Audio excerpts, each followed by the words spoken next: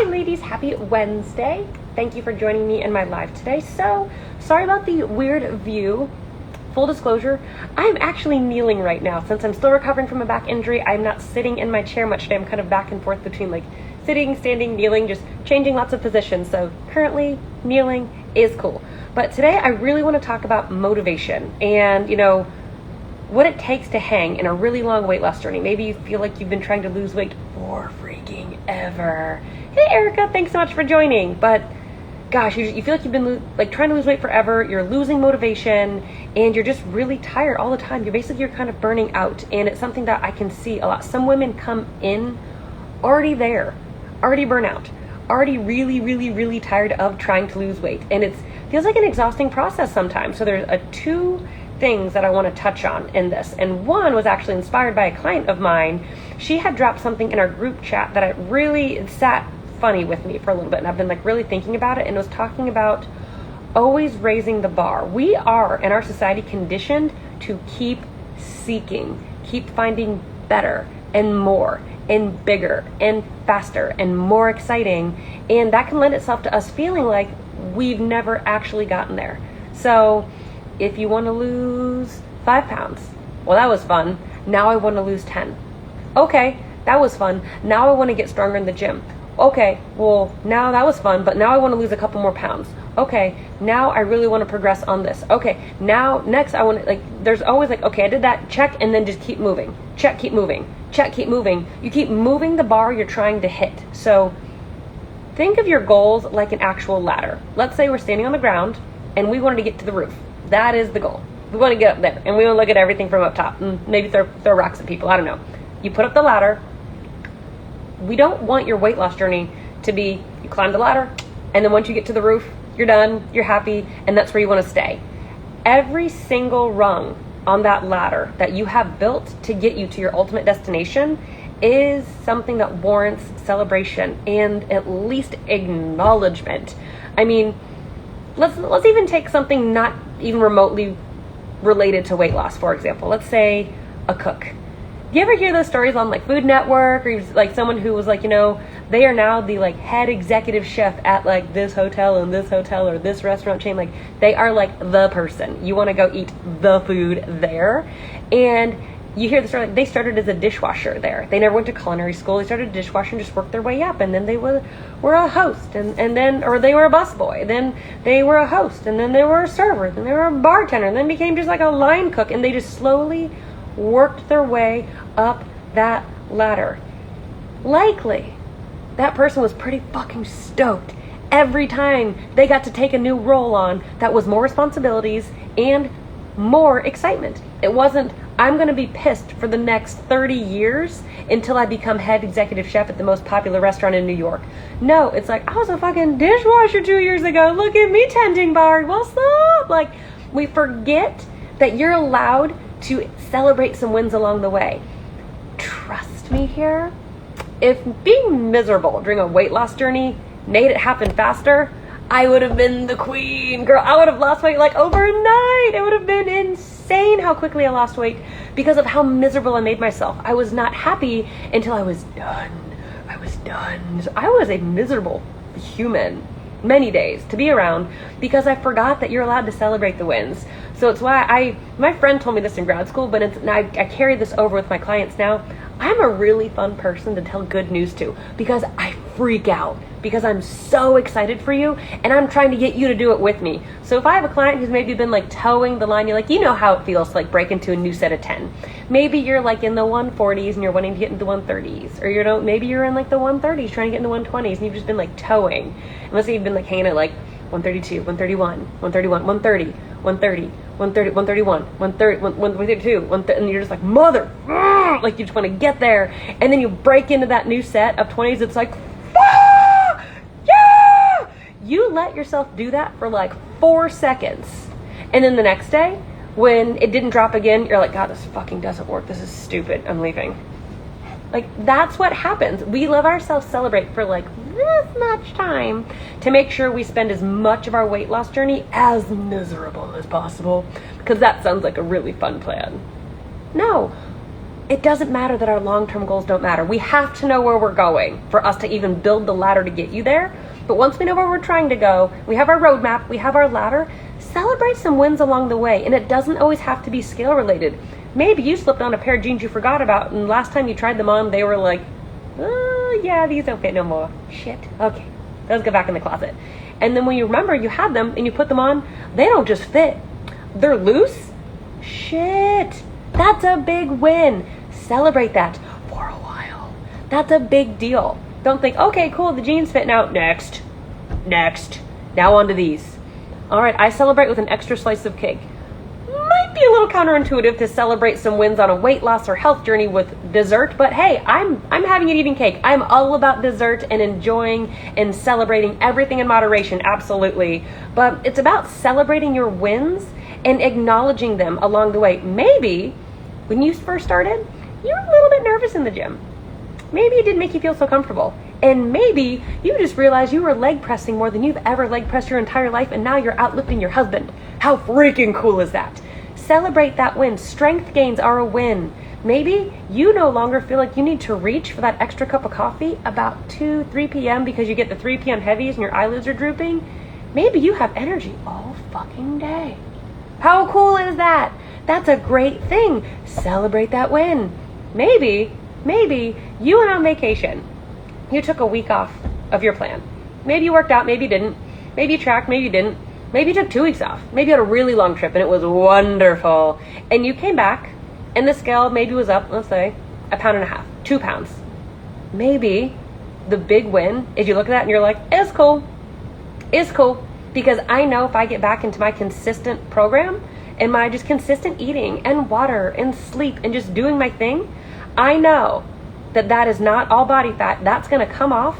How big of a win is that? To come off of a trip or of a vacation, and when you see a number you don't like on the scale, or you just, maybe the pants are a little bit more snug, maybe you're a little bit more bloated, maybe the big win is that you don't let that spiral you out of control and make it a self-fulfilling prophecy that, okay, well, it's clearly not working because these pants are tight now, so I'm going to go eat everything in sight and prove to myself that this definitely doesn't work. It's like this self-fulfilling thing, when in reality, it could be a huge win if you don't spiral like that anymore. If you're like, oh, I did take a couple of days off. Maybe I drank a little bit more than I was supposed to.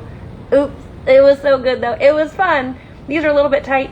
I know I just got to do what I know what to do, and then let myself regulate and let my body come back to normal all on its own, instead of slashing calories and doing a ton of cardio to make up for it and beating myself up over the weekend. That's a win. Some of those mindset and behavior modifications are even bigger wins than what you see on the scale. The scale is just an easy one because it's a number that just stares at you. So it's a quick thing to digest, where a lot of other wins, a lot of the bigger wins, mindset and habit, those are so much more important for long-term maintenance and sustainability, and we forget about those. So if you're feeling defeated and you're just chasing and chasing and chasing, I get it. I have so been there, but it's because you're waiting till you get to the end to give yourself space to acknowledge what you've done. Don't be afraid to look back and be like, wow, look at what I just did. That was pretty cool. Be okay celebrating some wins that seem small in the moment, because those small wins add up to big wins over time. So I have a question come in. What do you think about celebrating with something non-food related? I do that all the time. Such a great question. So, celebrating a win with something non-food related is a great way to get some more motivation going in. So I used to, in my big weight loss journey, if I hit my workouts for 2 weeks straight, did not miss a workout, and was on point with my water, things that I can control, I got a new Lululemon headband. Or maybe I was on point with my macros for a whole fucking month. I crushed it. You get leggings! Get yourself a headband, a new water bottle, a new set of leggings, download some new music. If I crush this, I'm going to give myself, a half hour, I'm going to make a new workout playlist. Treat yourself in a way that keeps your motivation ball moving forward. That's a really fun thing to do. Or maybe you've had your eyes on a really cute pair of earrings. These are from my mama, from like an art festival. Aren't these great? But maybe you've had something, your eye, just maybe a pair of earrings that just make you feel good. Or maybe you never treat yourself to a pedicure or a manicure. Okay, what can you control? All right, I'm going to crush my nutrition and feel really good about it, meet all of my water goals, and I'm going to get in all my workouts for the next month. I'm going to get myself a mani-pedi, a new pair of earrings, and it's going to be great. Do things like that along the way. That is so important, but making sure the wins you're celebrating. And maybe if you're setting goals that, like, when I get this, I'm going to buy myself this. They're things you have control over. We can control what we put in our mouth. We can control our nutrition. We can control meeting our macros. We can control our water. We can control trying to have a nighttime routine and like prioritizing sleep. We can control our training. We control our energy expenditure, steps. We can control our cardio. What can you control? Put your efforts there and reward yourself when you're doing what you can. Because even when you do all of the things, we can't directly control what happens on the scale. For example, a great example I love to give because it's not so black and white is, let's say, I think this happened on a Friday. Friday morning, this was 6 months ago at least, I woke up and I stepped on the scale. It was whatever, I stepped on the scale, saw the number, and I gave blood that day. I went in, they literally took bags of fluid out of me. It was a normal day, I met my macros, did nothing else different. The next day, I weighed more on the scale. It is not so black and white. I literally had people take things out of my body and the next day I weighed more.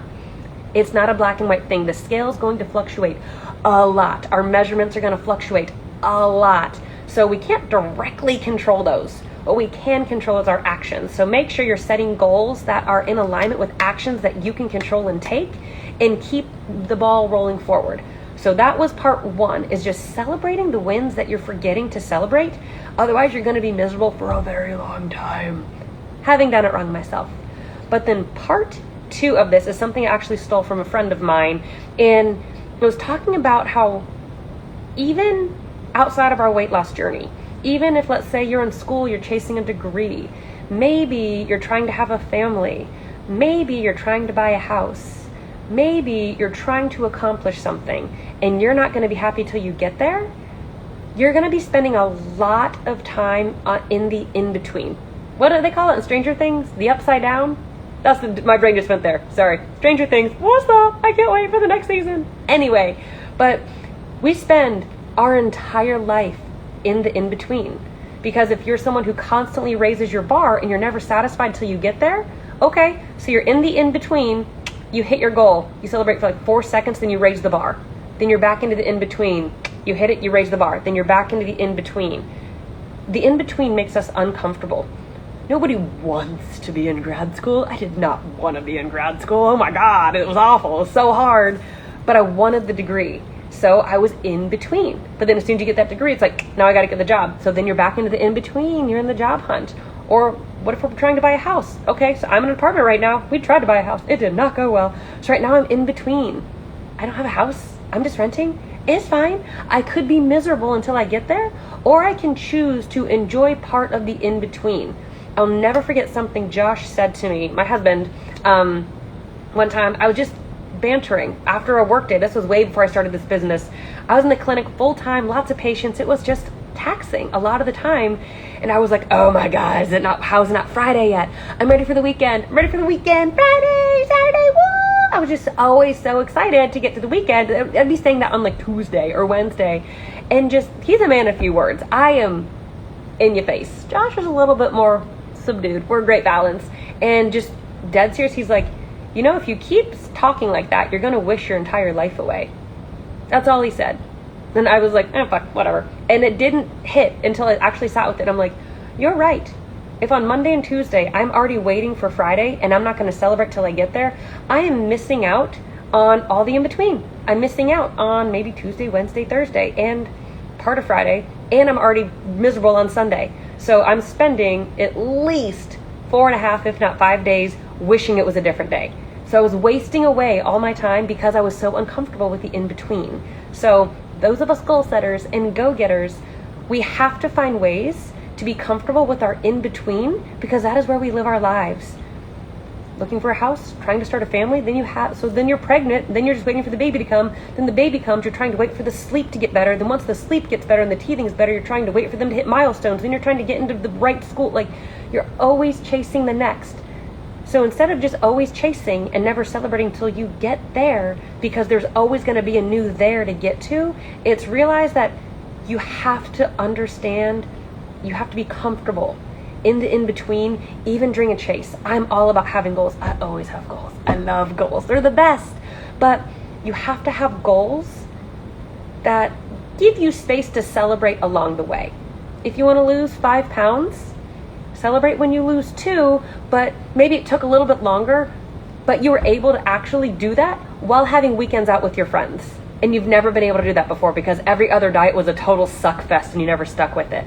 So stay in the in-between and find places in there that you can celebrate some small wins and get comfortable just being there, because we spend our entire lives in the in-between, and it's because we're always trying so hard to get out of the in-between and to the end goal is where we leave ourselves feeling so burnt out, because then we just move the bar up more and then we're back into the in-between feeling again less than and defeated and worn out because the chase never ends, when in reality we've already accomplished a lot, you just forgot about it. So that's all I had for you ladies today. If you have any other questions, now would be a really good time to start typing them in because I'm running out of things to say. How's Diego doing over there? God, he is just such a ham. Little puppy's doing great. But thank you guys so much for joining in. I don't see any other questions coming through. If you came in late and you're going to watch it back and you have questions later, drop a comment. I answer everything, I promise, or shoot me a DM. I'm happy to help. Thank you guys so much for watching. Hope you enjoyed it, and I'll catch you later. Bye-bye.